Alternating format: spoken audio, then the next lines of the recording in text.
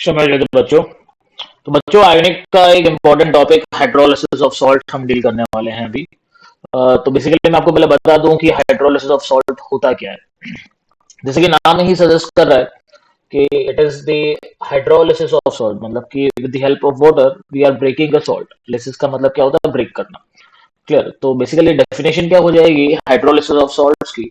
Reaction involving salt and water, salt और water की reaction है to form mixture of acid and base. यहाँ से जो प्रोडक्ट बनेंगे वो क्या बनेंगे? आपके एसिड और बेस बनेंगे। एंड इंपॉर्टेंट बात पता है क्या है कि it is the reverse process of neutralization. मतलब कि अगर आप एसिड प्लस बेस की रिएक्शन करवाते हो तो वहां से सॉल्ट और वाटर बनता है, ये बात आप जानते हो, अभी तक आप इसकी चर्चा कर चुके हो। लेकिन अगर मैं उसी प्रोसेस को रिवर्स कर दूं, मतलब सॉल्ट प्लस वाटर की अगर मैं रिएक्शन करवा दूं, तो वहां से क्या बन जाएगा? एसिड और बेस बन जाएंगे। क्लियर। तो जैसे कि अपन अगर बात करें acid plus base gives salt plus water, तो ये तो क्या हो गया? तुम्हारा न्यूट्रलाइजेशन रिएक्शन हो गई। क्या हो गई ये रिएक्शन? न्यूट्रलाइजेशन रिएक्शन हो गई।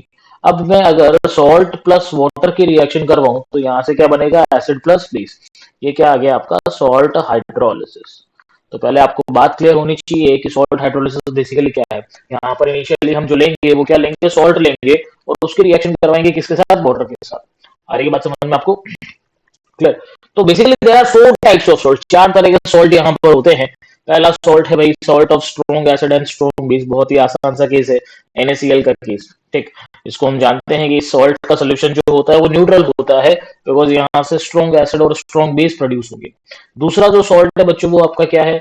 Salt of weak acid and strong base. अब सुनिएगा ध्यान से, एसिड क्या है? वीक है, और बेस क्या है? स्ट्रॉन्ग है। ऐसा एग्जाम्पल आपके दिमाग में आना चाहिए तुरंत कि इससे बना हुआ सॉल्ट कौन सा होगा? CH3CO Na। CH3CO वाला पार्ट कहां से आया होगा? CH3COH से आया होगा, जो कि क्या है? वीक एसिड है। और Na कहां से आया होगा? NaOH से आया होगा, जो कि क्या? एक स्ट्रॉन्ग बेस है। क्लियर। तो एसिड का तो H प्लस छीन लेना है और बेस का अपने को OH माइनस छीन लेना है, जिससे आपका वाटर मोलिक्यूल बाहर निकल जाएगा और यहाँ से ये सॉल्ट प्रोड्यूस हो जाएगा। हम क्या कर रहे हैं? इस सॉल्ट की रिएक्शन दोबारा से वाटर में करवा रहे हैं। तो आप समझ सकते हैं कि वापस से ये क्या बनेंगे? वीक एसिड बनेगा और साथ में क्या बनेगा? स्ट्रॉन्ग बेस बनेगा। सिमिलरली तीसरा केस है बच्चों salt of strong acid and weak base. Strong acid का एग्जांपल तुरंत दिमाग में आना चाहिए आपके, क्या होता है? HCl होता है। वीक बेस का एग्जांपल, वेल नोन एग्जांपल है NH4OH, अमोनियम हाइड्रोक्साइड। तो इनसे जो मिलकर सॉल्ट बनेगा वो क्या होगा? NH4Cl होगा। हम इस सॉल्ट के अंदर दोबारा से पानी डाल देंगे तो वापिस से आपके ये स्ट्रॉन्ग एसिड और वीक बेस जो है वो प्रोड्यूस हो जाएंगे। और चौथा केस क्या हो जाएगा आपका? Salt of weak acid and strong base. Weak acid CH3COH and weak base क्या आ गया आपका? NH4OH। अब ध्यान रखना बात ये कि आप इनिशियली ये सॉल्ट लेके चल रहे हो, इन सॉल्ट्स की रिएक्शन आप किसके साथ करवाओगे? वाटर के साथ करवाओगे।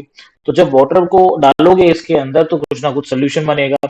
हमको क्या करना है? उस रिजल्टिंग सोल्यूशन की पीएच वगैरह की बातें करनी है। बात समझ में आ रही है? तो कभी भी आपका अगर किसी सवाल के अंदर इस सॉल्ट का फॉर्मेशन होता है तो उसकी पीएच कैसे निकालते हैं ये हम सीखने वाले हैं आज। क्लियर। चलिए तो आगे बढ़ते हैं। सबसे पहले हम बात करते हैं salt of strong acid and strong base. बच्चों स्ट्रॉन्ग एसिड और स्ट्रॉन्ग बेस का अगर मैंने सॉल्ट लिया हुआ है तो जैसे मैंने NaCl ले लेता हूँ। NaCl की अगर मैंने रिएक्शन करवा दी वाटर के साथ तो आप क्या करोगे? वापस से जिसका जो H प्लस था और जिसका जो OH माइनस था वो दे दोगे। तो यहाँ से तुम्हारे पास क्या बन जाएगा? NaOH plus HCl। अब तुम खुद सोचो यार, NaOH क्या है तुम्हारे पास? स्ट्रॉन्ग बेस है। और HCl क्या है तुम्हारे पास? स्ट्रॉन्ग एसिड है। दोनों क्या कंटेनर में मौजूद रहेंगे एक साथ? बिल्कुल नहीं रहेंगे। दोनों वापस से रिएक्ट करके क्या बना लेंगे? आपके NaCl और वाटर ही बना लेंगे। और दोनों का अमाउंट भी क्या बनेगा? NaOH और HCl का इक्वल बनेगा, क्योंकि अगर आपने इसके 10 मोल लिए हैं तो after the reaction with water ये भी कितना बन जाएगा? 10 मोल बन जाएगा, और ये भी कितना बन जाएगा? 10 मोल बन जाएगा। जब एसिड और बेस दोनों का इक्वल अमाउंट है बच्चों तो यहाँ पर क्या होगा? वापस से सोल्यूशन क्या बन जाएगा? न्यूट्रल बन जाएगा। तो इसीलिए हम क्या बोलते हैं, चाहे आप वाटर ऐड करो चाहे आप NaCl ऐड करो, एक ही बात है, कोई फर्क नहीं पड़ता इसके अंदर। क्लियर। तो कभी भी तुम्हारे किसी भी सवाल के अंदर अगर मान लो ऐसा दे दिया जाए कि NaCl ऐड कर रहे हो, तो NaCl का मतलब क्या होता है? न्यूट्रल सोल्यूशन आप ऐड कर रहे हो उसके अंदर। क्लियर। तो solution remains neutral and salt does not hydrolyze। इस सॉल्ट का हाइड्रोलिसिस नहीं होता है। क्लियर। अगर अब तुमसे बात की जाए पीएच की, तो पीएच अगर मैं जनरल बात करूं तो it is equals to PKW/2। और यहाँ से 25 डिग्री सेल्सियस अगर अपन देखेंगे तो यही पीएच किसके बराबर हो जाएगी, 7 के बराबर, बिकॉज पी के डब्ल्यू कितना हो गया आपका 14 हो गया। और अगर आपसे पूछा जाए एच प्लस और ओ एच माइनस की कंसेंट्रेशन, तो आप तुरंत क्या बोलेंगे, एच प्लस और ओ एच माइनस दोनों किसके बराबर होगा, 10⁻⁻⁻7 के बराबर। क्लियर, सिंपल, जैसा वाटर होता है वैसे ही क्या होता है आपका NaCl का सोल्यूशन होता है। तो स्ट्रॉन्ग एसिड और स्ट्रॉन्ग बेस वाले सॉल्ट का, NaCl टाइप सॉल्ट का हाइड्रोलिसिस नहीं होता है, ये बात ध्यान रखिएगा। It is simple as water. Water को जैसे ट्रीट करते हैं वैसे ही अपन NaCl को ट्रीट करेंगे। और भी एग्जांपल्स आप देख सकते हो इसके, कोई भी स्ट्रॉन्ग एसिड और स्ट्रॉन्ग बेस से बना हुआ सॉल्ट, जैसे मान लो Na2SO4 हो गया, या जैसे मान लो K2SO4 हो गया, या KCl हो गया, इन सब की जो पीएच होगी वो किसके बराबर होगी, 7 के बराबर होगी एट 25 डिग्री सेल्सियस। क्लियर, तो ये बात आप लोग ध्यान में रखिएगा, स्ट्रॉन्ग एसिड और स्ट्रॉन्ग बेस का हाइड्रोलिसिस नहीं होता है। चलिए फिर नेक्स्ट पढ़ते हैं अपन, salt of weak acid and strong base. अब वीक एसिड और स्ट्रॉन्ग बेस वाला सॉल्ट कौन सा है बच्चों, CH3CONA है, एक अच्छा सा एग्जांपल ले लेता हूँ मैं। इसके रिएक्शन जब आप वाटर के साथ करवाते हैं तो यहाँ से क्या होता है, आपका बनता क्या है, CH3COH प्लस NaOH। क्लियर, और ये जो रिएक्शन होती है ना, ये रिवर्सिबल रिएक्शन होती है। हर एक बात समझ में क्योंकि यहाँ पे एक कंपोनेंट वीक है, और आप जानते हैं कि अगर कोई भी वीक कंपोनेंट इन्वॉल्व रहता है रिएक्शन के अंदर तो वहां पर रिवर्सिबल वाला मामला चलता है। क्लियर, अब इसको मैं अगर थोड़ा सा और सिंप्लीफाइड तरीके से लिखूं, तो सॉल्ट तो आपका हमेशा क्या होता है, पूरा का पूरा अपना आयंस में टूटा हुआ रहेगा। तो इसको मैंने लिख दिया CH3CO minus plus Na plus. Water एक वीक इलेक्ट्रोलाइट है, इसको हम तोड़ भी नहीं सकते। और अगेन CH3COH भी आपका क्या है, एक वीक इलेक्ट्रोलाइट है, उसको भी नहीं ब्रेक कर सकते। बट NaOH आपका क्या है, एक स्ट्रॉन्ग इलेक्ट्रोलाइट है, तो it can be written as Na plus plus OH minus. अगर आप देखेंगे तो Na प्लस आप इससे हटा सकते हो, स्पेक्टेटर आयन है, HH रिएक्शन में पार्टिसिपेट नहीं कर रहा है, तो आपकी जो ओवरऑल रिएक्शन बनेगी वो क्या बन जाएगी, CH3CO minus plus H2O gives CH3COH plus OH minus. बहुत सारे सवालों के जवाब आपको यहीं पर मिल जाएंगे। पहला सवाल तो ये कि यहाँ पर जो कटायन था और अनायन था, कटायन कौन था, Na प्लस था, और अनायन कौन सा था, CH3CO माइनस था। तो बेसिकली रिएक्शन वाटर की किसके साथ हो रही है, अनायन के साथ कि कटायन के साथ। आप देख सकते हैं कि ओवरऑल तो अनायन ही रिएक्ट कर रहे हैं ना वाटर के साथ। तो यहाँ पर इस हाइड्रोलिसिस को हम नाम क्या देते हैं, अनायोनिक हाइड्रोलिसिस। क्या नाम दिया जाता है, अनायोनिक हाइड्रोलिसिस। अच्छा, दूसरा सवाल मेरा आपसे ये है कि यहाँ पर अनायनिक हाइड्रोलिसिस होने पर जो सोल्यूशन में मौजूद है या जो सोल्यूशन में प्रोड्यूस हो रहा है वो क्या हो रहा है, OH माइनस प्रोड्यूस हो रहा है। OH माइनस प्रोड्यूस हो रहा है तो सोल्यूशन का जो नेचर होगा वो कैसा होगा, बेसिक होगा। तो यहाँ पर हम क्या लिख देंगे, बेसिक इन नेचर। सोल्यूशन कैसा होगा, बेसिक होगा नेचर में, यानी कि पीएच की जो वैल्यू होगी वो क्या होगी, ग्रेटर देन 7। तो आप एक बात हमेशा के लिए ध्यान में रखेंगे, जब भी कभी अनायनिक हाइड्रोलिसिस की बात आएगी तो पीएच हमेशा क्या होगी, ग्रेटर देन 7 होगी।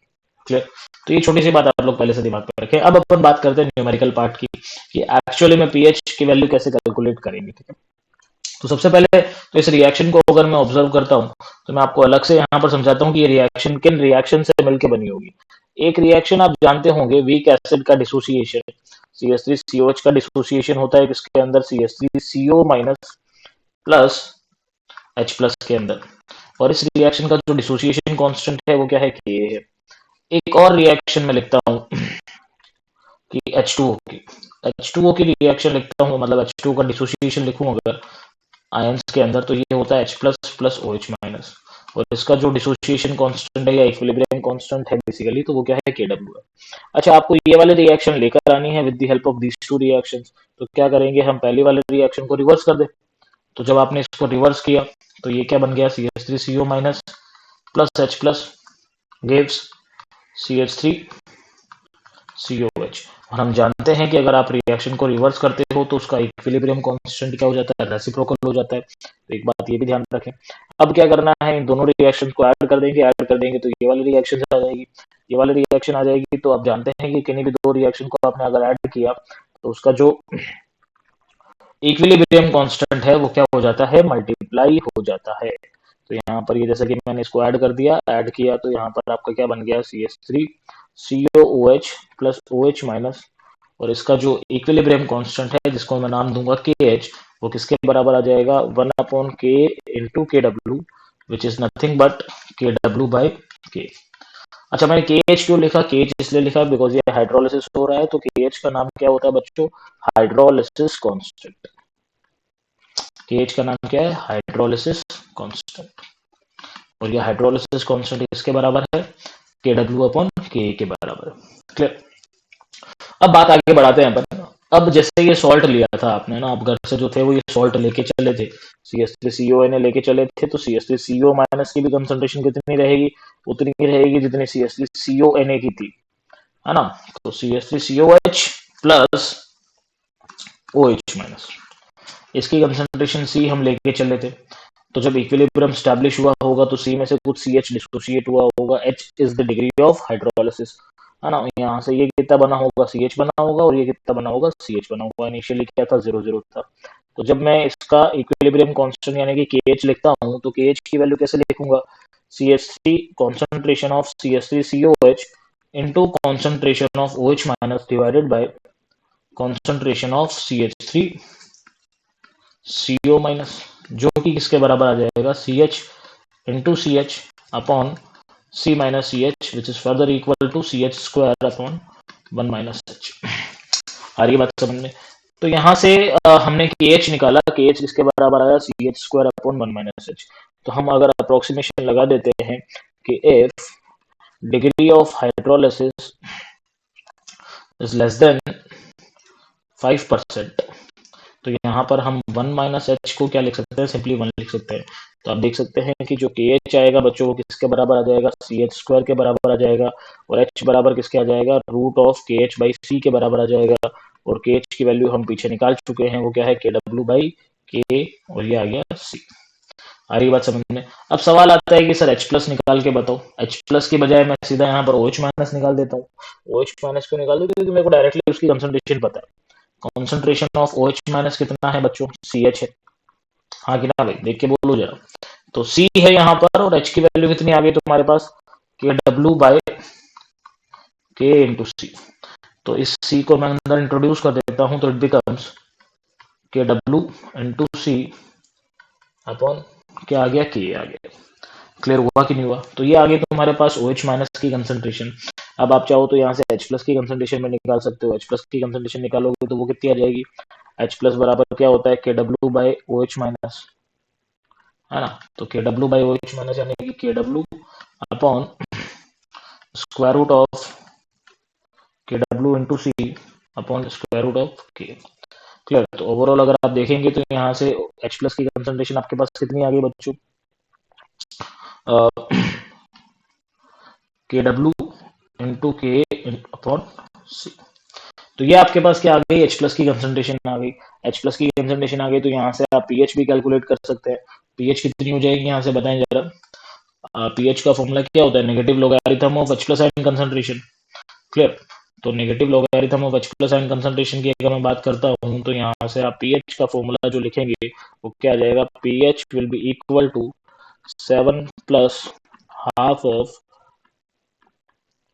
pKa 7 plus half of pKa plus log C। तो आप इजीली देख सकते हैं कि जो पीएच आई है वो क्या आई है? 7 से बड़ी आई है। 7 से बड़ी आई है तो सॉल्यूशन का जो नेचर है वो क्या होगा तुम्हारे पास? यहाँ पर बेसिक नेचर होगा सॉल्यूशन की पीएच क्या है? Greater than 7। तो यहाँ पर इंपॉर्टेंट बात कौन सी आपको ध्यान में रखनी है? एक तो ये केएच का फॉर्मूला अपने को पता होना चाहिए क्या होता है, डायरेक्टली सवाल बनते हैं इसके ऊपर। और आपको जो है डिग्री ऑफ हाइड्रोलिसिस भी यहाँ से मिल जाएगा। और पीएच का तो भाई पता ही है आपको कि ये तो डायरेक्टली पूछा ही जाता है। क्लियर? अच्छी बात पता है क्या है बच्चों? इसके अंदर डायरेक्टली फॉर्मूला बेस्ड क्वेश्चन आते हैं। आ रही बात समझ में? और H प्लस आयन की जो कंसंट्रेशन है ये रूट के डब्ल्यू इंटू के इंटू सी, ये आपको पता होनी चाहिए।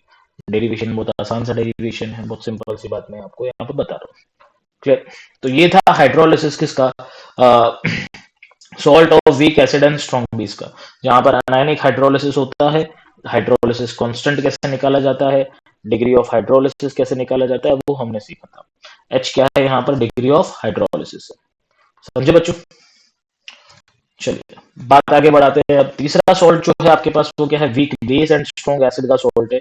Weak base and strong acid का सॉल्ट आपको एग्जांपल जैसे कि NH4Cl अपन ले सकते हैं। यहाँ पर सेम प्रोसेस दोहराना है अपने को, बस थोड़ा सा यहाँ पर ध्यान रखना पड़ेगा कि यहाँ पर के की जगह क्या आएगा, के भी आएगा, क्योंकि क्या है, बेस है। अच्छा, तो यहाँ पर प्रोडक्ट्स क्या बनेंगे, NH4OH बनेंगे, प्लस साथ में क्या बन जाएगा तुम्हारा, HCl बनेगा। अब जैसा हमने पहले किया था कि इसको हम लिख देंगे NH4 plus plus Cl minus plus H2O plus gives NH4OH plus H plus plus Cl minus. तो Cl माइनस तो काट दो भाई, जितना आसान हो पाए उतना आसान बनाना है, ध्यान रखना। NH4 plus plus H2O gives NH4OH plus H plus. तो फटाफट मेरे को सारी बातों के जवाब चाहिए। पहला जवाब तो ये चाहिए कि यहाँ पर कटायनिक होगा कि अनायनिक होगा। ऊपर हेडिंग देख के ना बोले आप, आपने पता करना है अभी कैसे हम डिसाइड करे थे पिछले केस में कि यहाँ पर कटायन हाइड्रोलाइज हो रहा है, तो इसलिए इसको हम क्या बोलेंगे, कटायनिक हाइड्रोलिसिस। अच्छा, एक बात और बताए जरा कि सोल्यूशन का जो नेचर होगा हाइड्रोलिसिस के बाद वो कैसा होगा, एसिडिक की बेसिक। आप देख सकते हैं H प्लस का फॉर्मेशन हुआ है, that's why solution is acidic in nature. Solution acidic है तो भैया पीएच की बात करेंगे तो पीएच क्या हो जाएगा, लेस देन 7। आ रही बात समझ में? तो 7 से कम पीएच होगी, सोल्यूशन क्या होगा, एसिडिक होगा। अब जैसा हमने वहां पर हाइड्रोलिसिस कांस्टेंट निकाला था वैसा ही यहाँ पर निकालेंगे, और आप इजीली समझ सकते हैं कि यहाँ पर हाइड्रोलिसिस कांस्टेंट कैसे निकलेगा। एक तो NH4OH का डिसोसिएशन लिखना पड़ेगा अपने को, किस तरह से, इस तरह से NH4 प्लस OH माइनस, और इसका जो डिसोसिएशन कांस्टेंट होता है वो क्या होता है, Kb होता है। और वाटर का जो इक्विलिब्रियम कांस्टेंट होता है वो क्या होता है, Kw होता है। H2O gives H plus plus OH minus, है ना भाई, ये आ गया Kw। ऊपर वाले रिएक्शन को अगर मैं रिवर्स कर देता हूँ बच्चों, तो ये आपको यहाँ से क्या मिल जाएगा, NH4 plus plus OH minus gives NH4OH, और इसका जो इक्विलिब्रियम कांस्टेंट है बच्चों वो क्या हो जाएगा, 1/Kb। तो आपको क्या करना है, सेकंड एंड थर्ड रिएक्शंस को ऐड कर देना है। ऐड करेंगे तो आप देख सकते हैं NH4 plus plus H2O gives NH4OH plus H plus. ठीक है, OH माइनस कैंसिल हो गया ना भाई, और इसका जो हाइड्रोलिसिस कांस्टेंट है KH, it will be equal to Kw by Kb। Clear, समझ में आ रही बात, है ना? तो ये आ गया आपके पास हाइड्रोलिसिस कांस्टेंट, इसका Kw बाय Kb। चलिए अब बात करते हैं पीएच की। तो पीएच कैलकुलेशन कैसे करेंगे हम, पूरा इसको सॉल्व करेंगे भैया। NH4 plus plus H2O gives NH4OH plus H plus. अगर सॉल्ट की कंसंट्रेशन आपने सी ली है तो सी में से क्या होगा, CH डिसोशिएट होगा, ये क्या बनेगा, CH, ये क्या बनेगा, CH। इनिशियल कंसंट्रेशन क्या थी, 0 थी। KH degree of hydrolysis constant किसके बराबर आ जाएगा बच्चों, CH multiply by CH divided by C minus CH, जो कि किसके बराबर आ गया, CH square upon 1 minus H। तो अब अगेन अपन अप्रोक्सीमेशन लगा दें, if H is less than 5% then 1 minus H can be written as simply 1। और यहाँ से आप देखेंगे कि KH की वैल्यू किसके बराबर आ गई बच्चों, CH स्क्वायर के बराबर आ गई। डिग्री ऑफ हाइड्रोलिसिस किसके बराबर आ गया, KH बाई C के बराबर आ गया। और KH की वैल्यू कितनी थी, KW बाई KB थी। तो H बराबर क्या आ गया, KW by KB into C। आ रही बात समझ में? अब यहाँ पर आपको ज्यादा मेहनत करने की आवश्यकता नहीं है, बिकॉज आपको H प्लस की कंसंट्रेशन डायरेक्टली मिल रही है यहाँ से। H प्लस की कंसंट्रेशन आप देख सकते हैं किसके बराबर है, CH के बराबर है। तो CH के बराबर है तो C मल्टीप्लाई बाय H की वैल्यू कितनी है बच्चों, KW by KB into C। तो यहाँ से ये कितना बन गया, KW into C upon KB। Clear? तो अब अगर आप log ऑफ H प्लस निकालना चाहें तो भी निकाल सकते हैं, वो किसके बराबर आ जाएगा, हाफ ऑफ log, निकाल देता हूँ मैं यार एक बार तो पूरा, है ना, तो बोले कि सर आप डायरेक्टली कैसे लिख दिया, log of C minus log of KB, minus से मल्टीप्लाई कर देंगे तो इट बिकम्स PH, और माइनस ऑफ लॉग के डब्ल्यू, ये जो हो जाएगा माइनस हाफ ऑफ लॉग के डब्ल्यू, ये क्या हो जाएगा आपका 7 हो जाएगा। पी के डब्ल्यू होता है 14, तो 7 माइनस हाफ ऑफ पी के बी प्लस लॉग सी। आप इजीली देख सकते हैं कि पीएच जो आ रही है वो क्या आ रही है, 7 से कम आ रही है, जो कि आनी भी चाहिए थी, बिकॉज सोल्यूशन क्या है आपका, एसिडिक। क्लियर। तो जब कटायनिक हाइड्रोलिसिस होता है बच्चों, तो सोल्यूशन क्या होता है तुम्हारे पास, एसिडिक होता है। ये बात आप ध्यान रखें, पीएच जो आती है वो क्या आती है, 7 से कम आती है। अगेन यहाँ पर आपको डायरेक्टली जो फॉर्मूला बनना है ये आपको ध्यान में रखना है, ये काफी इंपॉर्टेंट होता है। डायरेक्टली इसी पर बेस्ड सवाल आते हैं अपने, है ना। चलिए बात आगे बढ़ाते हैं अपन। लास्ट जो केस है बच्चों अपना, salt of weak acid and weak base. Week acid and weak base का सॉल्ट मार्केट में कौन सा है, CH3COONH4। इसका हाइड्रोलिसिस करवाते हैं अपन, तो यहाँ से जो आपके प्रोडक्ट्स बनेंगे वो क्या बनेंगे, CH3COH प्लस NH4OH। अच्छा, सॉल्ट तो तुम्हारा स्ट्रॉन्ग इलेक्ट्रोलाइट होता है भाई, ध्यान रखना, CH3CO minus plus NH4 plus, इसमें तो ये टूटेगा, इसमें कोई दो राय है ही नहीं। लेकिन यार प्रोडक्ट साइड अगर आप देखते हो ना बच्चों, तो यहाँ पर ये दोनों के दोनों ही क्या है, वीक इलेक्ट्रोलाइट है। वीक को ना तोड़ना भैया, स्ट्रॉन्ग जो होता है वो टूट जाता है, वीक से ना से झेल पाता वो। क्लियर। तो यहाँ से अब ये बात ध्यान में रखें कि अगर आपने सॉल्ट की कंसंट्रेशन सी ली है, तो इसकी भी सी होगी और इसकी भी क्या होगी, सी होगी, है ना। तो यहाँ पर जब इक्विलिब्रियम आप स्टैब्लिश करेंगे, तो C-CH और यहाँ पर क्या बनेगा, CH और ये CH। अच्छा मैं एक चीज भूल गया हूँ क्या, कि भैया डिग्री ऑफ हाइड्रोलिसिस तो आपने लिख दिया, इसका हाइड्रोलिसिस कांस्टेंट तो निकालो पहले कितना होगा। क्लियर। तो आप देखेंगे कि बार बार मैं अब सॉल्व नहीं करूंगा, लास्ट जो दो केस अपन ने पढ़े थे बस ये तीसरा उसी में आपको अप्लाई करना है। मतलब वीक एसिड और वीक बेस का डिसोसिएशन को रिवर्स कर दोगे, रिवर्स कर दोगे तो क्या आ जाएगा, 1/K इंटू 1/KB, और पानी के साथ ऐड कर दोगे तो मल्टीप्लाई हो जाएगा। यही तो क्या बन गया आपका, केएच बन गया ना यार। देखो आ रही बात समझ में कि नहीं आ रही, केएच बराबर क्या आ गया, 1/K into 1/KB into KW, ये आ गया आपके पास केएच। तो अब यहाँ पर अपन अगर हाइड्रोलिसिस कांस्टेंट लिखेंगे तो ये किसके बराबर आ जाएगा, CH into CH upon C-CH into C-CH। Clear. जो कि इसके बराबर है फर्दर, सी तो कट गया ना, सी स्क्वायर, तो H² अपॉन 1 - H का होल स्क्वायर। अब यहाँ पर अप्रोक्सीमेशन लगाने की जरूरत नहीं है, जहाँ जरूरत होती है वहां लगाना है, जहाँ पर एग्जैक्टली आंसर आ जाए या पूरा सॉल्व हो जाए तो वहां पर लगाने की आवश्यकता नहीं है। तो आप यहाँ से देखेंगे कि KH बराबर क्या आ गया बच्चों आपका, H² अपॉन 1 - H का होल स्क्वायर। क्लियर। तो यहाँ से हम क्या बोल सकते हैं कि H अपॉन 1 - H किसके बराबर आ गया, रूट KH के बराबर आ गया, हाँ कि ना। जो कि फर्दर किसके बराबर है, KW/K इंटू के। ठीक है, जो कि किसके बराबर है, KW/K इंटू के। अब सवाल यह है कि सर पीएच कैसे निकाले।